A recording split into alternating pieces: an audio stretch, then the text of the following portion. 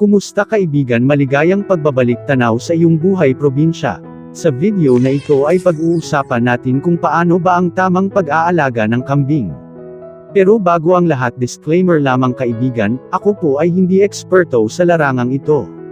Ang lahat ng impormasyon ukol sa video na ito ay nagbabase lamang sa aking pag-aaral at sa sariling karanasan lamang upang may bahagi sa iyo ang buhay probinsya at pag-aalaga ng kambing, sa simpleng pamamaraan. Maraming salamat po kaibigan.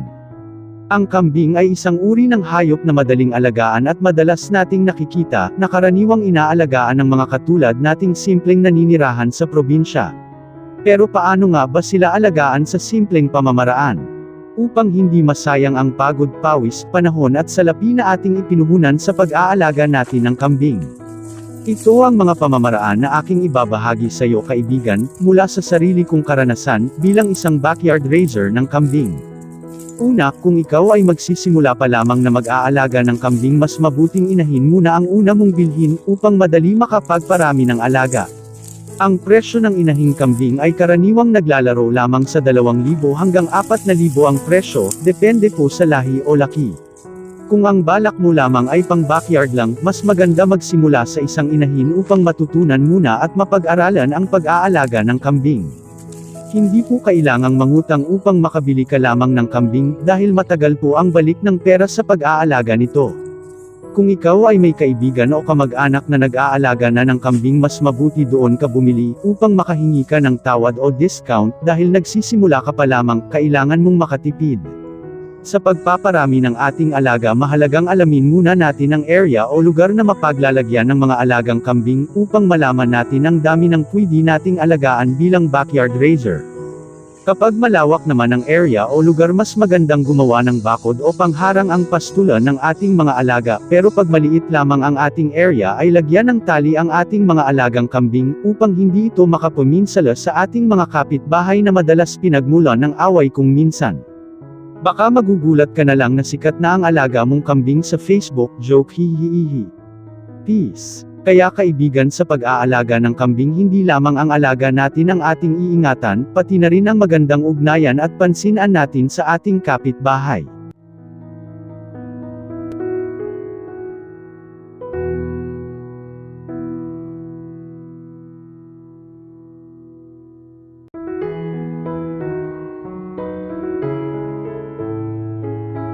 Paano malalaman kung ang kambing mo na iyong nabili ay naglalandi na, at pwede ng pasampahan sa lalaking kambing? Ito ang mga palatandaan, base lamang sa aking karanasan. Una, nag-iingingay o sigaw ng sigaw ang ating alaga. Pangalawa, patakbo-takbo ito, at ikot-ikot lang ikot-ikot. At pangatlo, walang gana kumain, laging tumitingin sa malayo habang sumisigaw, sa ilalim ng puting ilaw sa dilaw na buwan. Basta malalaman mo yan kaibigan, kasi kakaibang ingay ang iyong maririnig kapag naglandi na ang ating alaga, at ikaw na rin ang bahala sa mga kapitbahay mo. Kapag meron kang alagang manok dyan, katayin mo na agad magtinulang manok ka, papaya at malunggay lang katapat dyan, tapos pag naluto na wag ka munang kumain, mamigay ka muna sa kanila, upang hindi maiinis ang mga kapitbahay sa ingay na nililikha ng ating alagang kambing. Ang paglalandi ng ating alaga ay tumatagal lamang ng 3 araw, mahalaga kaibigan na mapansin agad sa unang araw pa lang. At sa pangalawang araw ang saktong pagpapasampa natin sa lalaking kambing, kasi sa pangatlong araw ay pababa na naman ang kanilang paglalandi. Kapag hindi agad natin napansin at nalipasan na ng paglalandi ang alaga, ay maghihintay ulit ng 18 hanggang 21 na araw at muling babalik ang paglalandi ng ating alagang kambing. Sa pagpili naman ng lalaking pasampahin sa ating inahing kambing ay naaayon sa laki ng ating alaga. Dapat malusog at agresibo ang lalaking kambing, upang maging malakas at malusog ang magiging anak ng ating alagang inahin. Mas maganda kung merong breed o lahi ang ating mapili na lalaking kambing, kaya kung maari ay maghanap-hanap muna tayo at magtanong sa ating karatig, barangay o kapitbahay na nabigyan mo ng tinulang manok.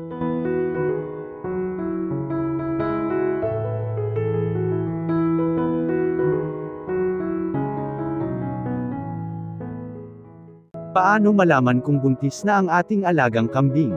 Una ay kung hindi na ito naglandi ulit sa loob ng 18 hanggang 21 na araw mula nang masampahan ng lalaking kambing. Pangalawa ay maging matako ito o mabilis nang kumain at hindi na mapili sa mga damo. Pangatlo, magsimulang mag-expand ang ari ng ating alagang kambing, kasabay ang dalawang soso nito ay magkakaroon na ng gatas pag ating pinipiga hanggang sa araw na kanyang kapanganakan. At pang-apat na palatandaan ay tataba ang ating alaga at kikintab ang balahibo nito, sigurado na buntis na ang ating alaga kapag nakitaan mo na ito ng ganitong mga senyales, kaibigan. Mahalaga ang meron tayong mga palatandaan sa pag-aalaga natin ng kambing upang hindi po masayang ang ating panahon at pagod sa araw-araw na pagpapastol o pagpapakain sa kanila. Para po sa kaalaman ng lahat, ang pag-aalaga ng kambing ay hindi rin madali, minsan ay aabutin rin tayo ng pagod at hirap sa kakapastol nito, kaya ito lang ang dapat mo isipin, kaibigan, gawin mo lang muna itong libangan upang hindi ka mainip kasi kalaban natin dito ang panahon, kaya sipag at tiyaga lang kapag sa bukid tayo manirahan.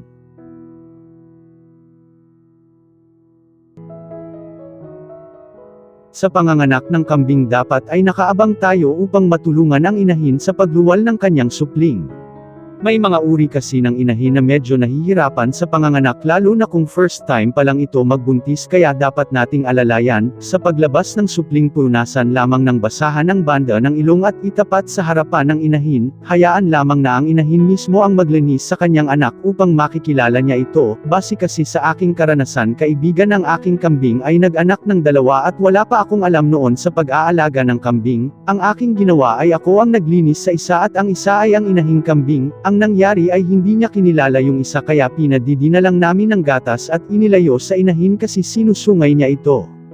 Iwasan natin, kaibigan, ang ganitong pangyayari kasi ito ay nakadagdag sa ating mga gawain at medyo magastos po sa loob ng 2 hanggang 3 na buwan. Huwag muna nating ipastol ang inahin kapag bago pa lang itong panganak hanggang 3 araw, hintayin muna natin na sumigla ang maliliit na kambing upang makakasabay ito sa kanilang inahin. Isang paraan bago pa ipadidi ang bagong silang na kambing ay palabasan muna ng gatas ang soso ng inahing kambing upang lumabas ang nakastock na gatas noong nagbubuntis pa lang ito.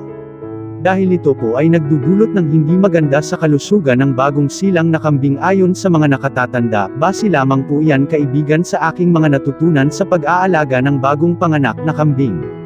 Ang kulay ng gatas na ating mapipigo mula sa inahin ay parang creamy at medyo malapot, hintayin lamang na maging puti ito tsaka natin ipadidi ang bagong silang na kambing sa kanyang ina sa unang pagkakataon.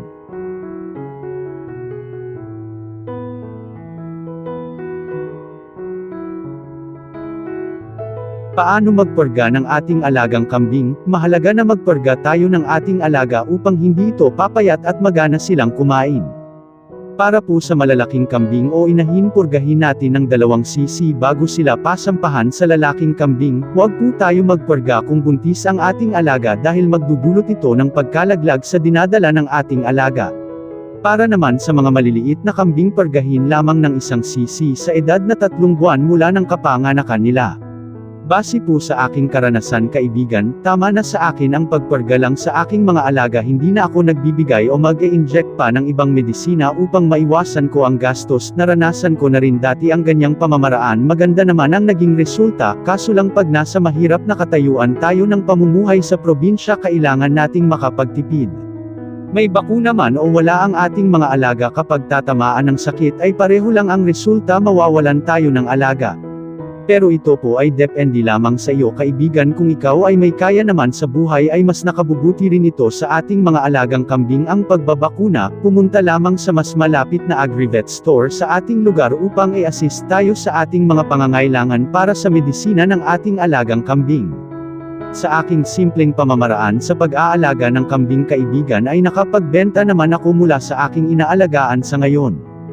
Kaya wala po tayong dapat ika-bahala kung may pangbakuna man tayo o wala, ay pwede tayong mag-alaga ng kambing sa simpleng pamamaraan at pamumuhay. At hanggang dito na lang muna ang video na ito, kaibigan. See you sa next video sa pagbabahagi ng simpleng buhay sa probinsya. Maraming salamat po sa iyong pakikinig at panunood.